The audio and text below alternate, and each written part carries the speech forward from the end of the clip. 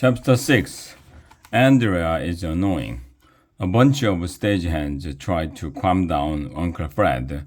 Mrs. Crump came over to talk to us. I'm terribly sorry, kids, she said. Fun drama is over for today. Uncle Fred isn't usually like this. Mrs. Crump kept apologizing, and she gave us the free tickets to come back and see another episode of a fun drama whenever we want. Alexia never was able to open up the treasure chest. As we left the studio, each of us got a goodie bag filled with Pokey's pork sausages. The bus was waiting for us outside. So how was the fun drama? Asked Mrs. Comel. Isn't Uncle Fred great? He was awesome, said Ryan. It was cool, said Neil. Uncle Fred was totally out of his mind. We were all talking about how much fun we had at the fun drama taping. The only one who didn't look happy was Little Miss Perfect. Andrea had on a frowny face. What's the matter? I asked her. Was your clog dancing lesson cancelled again? Asked Asterisk. That's a kind of dance that plumbers do. Very funny, Arlo, replied Andrea. I am worried about Uncle Fred. What about me? What about him? I asked.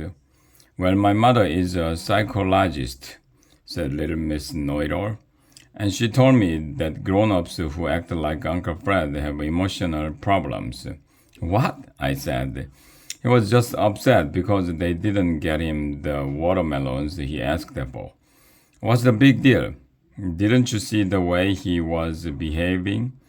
Asked the human homework machine. He was so immature and hyperactive too. My mom told me it's very hard for adults like Uncle Fred to function in the real world with mature people.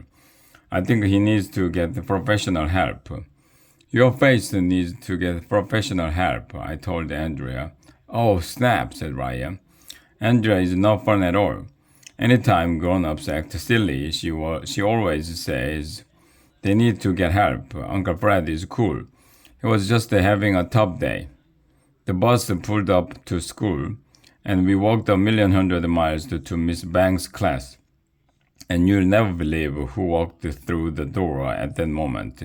Nobody. You can't walk through a door. I thought we went over that in chapter 1, but you'll never believe who walked through the doorway. It was us. I have an announcement to make, Miss Banks said as we walked into the room. When teachers make announcements, it usually means bad news. Miss Banks took a piece of paper out of her pocket.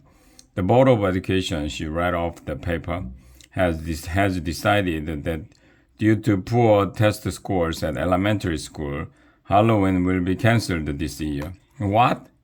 No, shouted Ryan. They can't do that, shouted Alexia. It's not fair, shouted Neil. Everybody was yelling and screaming and hooting and hollering and freaking out. Just kidding, Miss Banks said as she threw the piece of paper in the garbage can. It's time for math. Today we are going to talk about irrational numbers. Huh? What's that? An irrational number, said Miss Banks, is a real number that can't be expressed as a fraction. Blah, blah, blah, blah, blah, blah. What a snoozer fest. I had no idea what she was talking about. First grade is hard. Miss Banks went on and on about irrational numbers. By dismissal time, I had forgotten all about our visit to fun drama. I had forgotten all about Uncle Fred, but he hadn't forgotten about us.